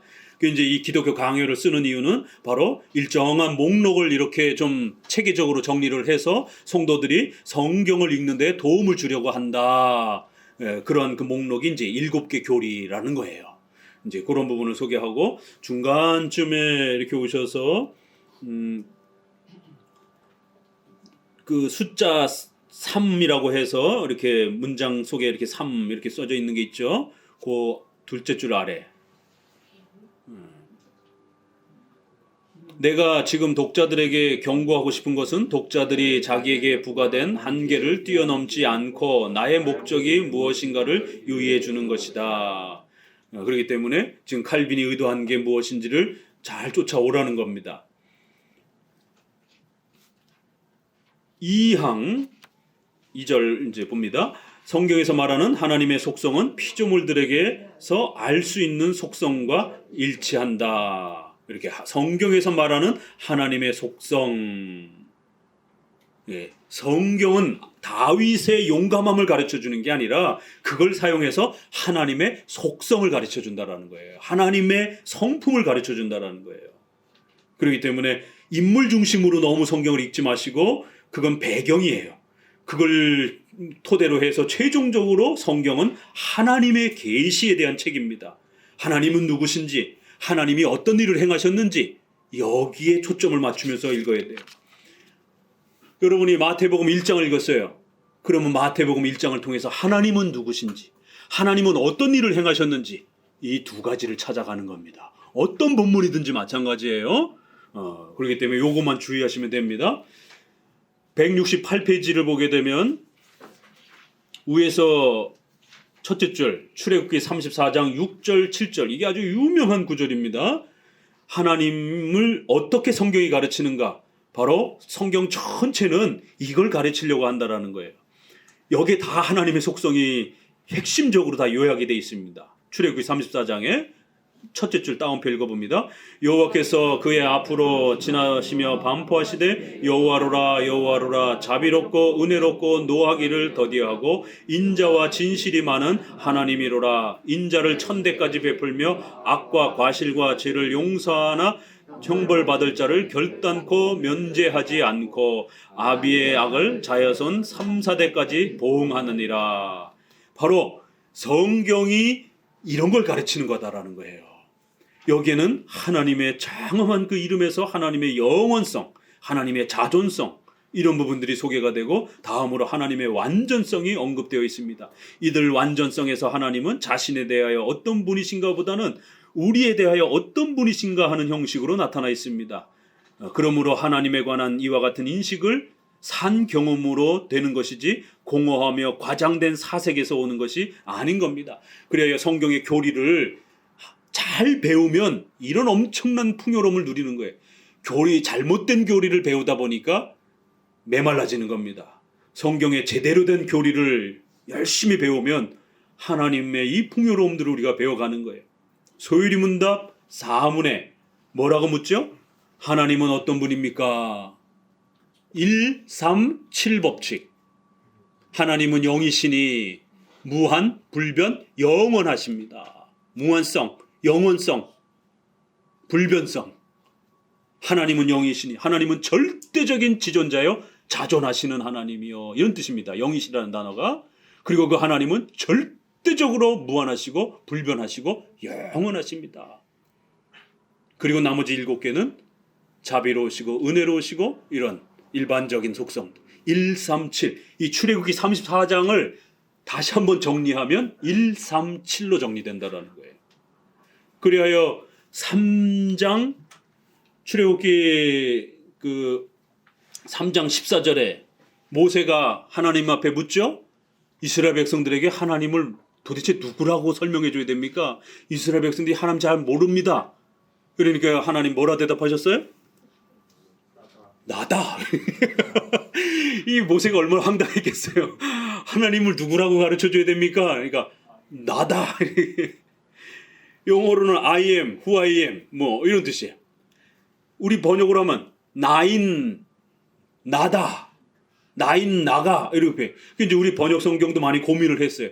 스스로 있는 내가 이렇게 변화한 거예요. 좋은 번역입니다. 내 스스로 있는 스스로라는 말을 추가해서 번역을 넣은 겁니다. 그냥 직역을 하면 나는 나다 그렇게 가르쳐 가서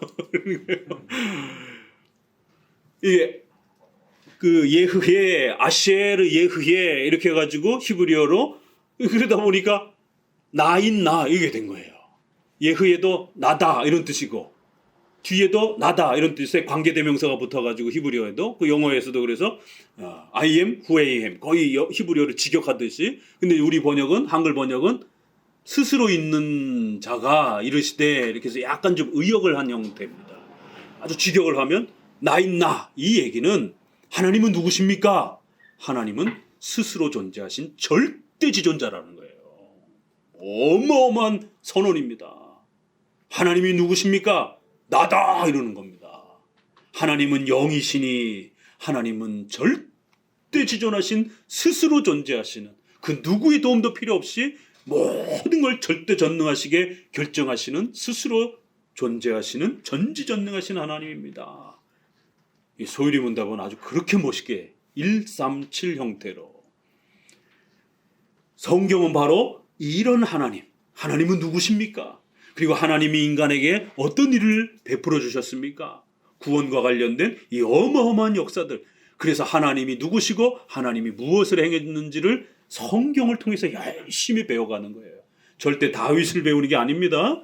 자, 시편 145편에도 바로 이런 하나님에 대한 이 부분이 완전한 형태로 요약이 되어 있다라는 거예요. 145편 5절 그 뒷부분부터 한번 읽어봅니다. 더욱이 피조물에게서 볼 수 없는 것들은 여기에 전혀 묘사되지 않았다. 이와 같이 우리는 경험이라고 하는 교사를 통하여 하나님께서 말씀을 통하여 자신을 보여주신 그대로의 하나님을 발견하게 된다. 말씀을 통하여 자신을 보여주신 있는 그대로 발견하시라는 거예요. 이런 문장이 굉장히 멋있는 문장입니다. 그 이상을 사색으로 상상으로 막 집어넣지 말고 있는 내용을 예정론 분명히 있는데 빼지 말고 이런 겁니다. 하나님이 자신이 어떤 분인지를 성경을 통해서 설명해 준 그대로 그걸 읽어내라는 거예요. 그걸 우리 선조들은 공적인 신조 형태로 이미 벌써 2000년 동안 반복해서 정리하고 또 정리하고 또 정리하고 정리해놓은 겁니다. 그렇기 때문에 신조를 도움을 받으시면 돼요. 169페이지. 그래야 이제 여러 이렇게 또 속성들을 소개하고 넷째 줄에 169페이지 위에서 넷째 줄 이러한 속성들을 알게 될 때에 하나님을 영화롭게 하는 방법을 충분히 갖추게 되는 것이라고 예레미야 선지자는 말하고 있다. 바로 성경을 읽을 때 이러한 속성들을 열심히 찾아가시라는 거예요. 다윗의 그 싸움에 너무 지나치게 거기에 그 함몰이 돼서 빠지지 마시라는 겁니다. 왜 하나님이 어린 다윗에게 그 희한한 전쟁을 일으키셨는가? 그건 말도 안 되는 전쟁입니다. 전쟁에 잔뼈가 굵은 사울의 군사 부하들이 얼마나 많은데, 그런데 하나님은 골리앗 전투에 희한하게 그 어린 다윗 10살 정도 된 그 어린 다윗을 거기에 가게 만들었고, 형들의 안부를 물으라라고 하는 아버지의 이런 일반적인 부탁을 받고 그냥 우연찮게 간 건데, 하필은 거기에 골리앗이라고 하는 장수가 나와가지고 쩔쩔매고 있는 그 타이밍, 그리고는 어떤 또 마음의 용기가 들었는지 자기가 나가서 한번 전쟁을 해보겠다라고, 그건 어린애가 와가지고 그렇게 부탁을 해도요, 사울과 그 부하들이 절대로 들어줄 수가 없는 겁니다. 왜? 나가면 100전 100패 지는 거니까. 근데 사울 왕과 그 부하들의 마음 전체를 하나님이 이미 다 바꿔놓으신 거예요. 그래? 그래, 어디 네가 한번 가서 전투해봐. 그 전투에서 지면 모두 자기 가족들이 노예가 돼야 돼요. 고대에는 1대1로 전투를 하잖아요. 그런 전투를 어린애를 내보낸다? 말도 안 되죠. 근데 하나님은 벌써 사울 왕과 그 부하들의 마음을 다 바꿔놓으시고 다윗에게 아주 희한한 경험을 주신 겁니다. 왜요? 다윗은 구약의 예수 그리스도를 대표하는 아주 독특한 인물이기 때문에 독특한 경험을 하나님이 주신 겁니다. 그걸 나도 다윗이 돼가지고 내가 하나님 앞에, 그러니까 목회자들이 그러면 오늘날 골리앗은 무엇입니까? 골리앗은 우리 돈에 대한 욕심입니다. 돈과 싸우셔야 됩니다. 이게 상상적 해석인 겁니다. 왜 골리앗이 돈입니까? 이렇게 가면 안 된다라는, 골리앗은 그 골리앗을 멈춰야 되는 겁니다. 왜 하나님이 이런 전쟁을 허락하셨는가? 그리고는 그 전쟁에서 다윗이 이기게 했고, 그런데 다윗은 왕이 될 줄 알았지만 오히려 그 전쟁 때문에 다윗은 어떻게 됐어요? 사울의 눈에 들기도 했지만 그때부터 사울의 미움을 받으면서 야, 이게 저게 나보다 더 훌륭하게 되겠는데 이러면서 10여 년을 쫓겨다닌단 말이에요. 왜 하나님이 왕으로 세운다고 해놓고는 이렇게 10여 년 동안 죽을 고비를 하면서 고생을 하게 만드는가? 하나님이 다윗을 왕으로 만들기 위한 독특한 하나님의 섭리의 기간이었던 것이지, 거기에는 보편적으로 성도들이 함께 경험할 수 있는 그런 내용이 아닌 겁니다. 또 일부분은 또 이렇게 보편적인 교훈도 있지만 다윗에게 주신 아주 독특한, 그래서 하나님이 어떤 분인지를 가르치기 위해서 하나님은 이런 분이다라고 가르치는 이런 아주 중요한 초점을 잃어서는 안 된다라는 거예요. 자, 쭉 내려오셔서 마지막 단락 읽어봅니다. 두 번째 단락, 실로 성경에서 설명하고 있는 하나님에 관한 지식은 모든 피조물에게 새겨져 빛나고 있는 지식과 동일한 목적을 지니고 있다. 이 지식은 먼저 우리로 하여금 하나님을 경외하고 다음으로는 하나님을 신뢰하도록 한다.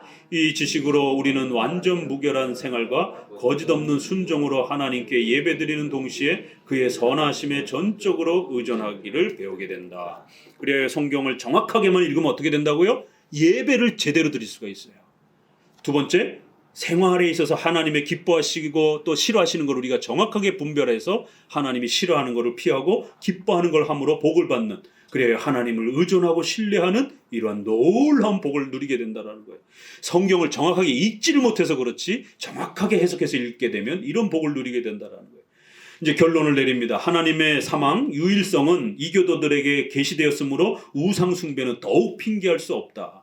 그렇기 때문에 이렇게 성경에 무지한 거를 핑계대어서는 안 된다라는 겁니다. 그러나 여기서 나는 일반적 교리를 요약하고자 한다. 실로 우리를 참되신 하나님께로 인도하기 위해 성경은 이교도의 모든 신들을 명백히 배척하며 거절하고 있음을 독자들은 우선적으로 주의하기 바란다. 이러면서 일반 계시, 일반 은총 아래에서도 함부로 그렇게 우상 숭배하고 막 미신에 빠지고 이러면 안 된다라는 거를 적어도 우리의 자연과 양심을 통해서도 하나님은 충분히 가르친다라는 거예요. 하물며 성경을 얼마나 더 명백하게 가르치겠느냐라는 거예요. 그렇기 때문에 몰라서 우상 숭배했다 이런 핑계가 말이 안 된다라는 거예요. 핑계할 수 없도록 이렇게 표현되어 있고, 이제 마지막 쭉 내려가셔서 170페이지, 결국 이 미네르바, 비너스, 머큐리 이렇게 쭉 소개하면서 그들 역시 사탄의 속임수에서 벗어난 것이 아니다. 이러면서 결국 이 모든 것에는 성경을 모르게 만드는 사탄의 이러한 유혹이 있다라는 것을 늘 조심해야 된다라는 거예요. 그래야 밑에서 5째 줄 이러한 이유에서 같이 읽어봅니다. 하박국은 일체의 우상을 정죄한 후에 성전에 계시는 여호와를 찾으라고 명하였다. 그리고 그가 이렇게 한 것은 신자로 하여금 말씀으로 자신을 계시하신 하나님 이외에는 어떠한 다른 신도 용납하지 않도록 하기 위해서이다. 그렇기 때문에 성경에서 설명하는 하나님에 대해서 머무르라는 거예요. 자, 로마서 12장이 이해가 되죠? 마땅히 생각해야 될 하나님이 주신 그 분량을 넘어서서 막 함부로 생각하지 말고 하나님이 주신 그 계시 성경의 범위 아래에서 성경을 쫓아가면서 성경을 잘 조화를 이루어가면서 성경에서 소개하는 하나님을 찾으라는 거예요. 그러면 성도들은 어마어마한 위로와 기쁨과 확신을 누리면서 살아가게 된다는 겁니다. 그러니까 거꾸로 사탄은 성도들이 성경에 무지하기만 만들면 사탄은 모든 걸 다 성공하는 겁니다. 괜히 뭐 쓸데없는 전쟁을 일으키고 이럴 필요 없어요. 성도들이 성경 안 읽고 성도들이 교리 공부 안 하고 그리하여 결국 성도들이 성경에 무지하도록 만들면 사탄은 게임 끝이에요. 사탄이 이긴 겁니다. 그래 우리 어린아이들을 소율의 문답이라든가 이런 교리 훈련을 통해서 우리 청소년 아이들이 성경 읽기가 쉽지 않잖아요. 그렇기 때문에 어려서부터 이런 훈련을 시켜줘야 되는 겁니다.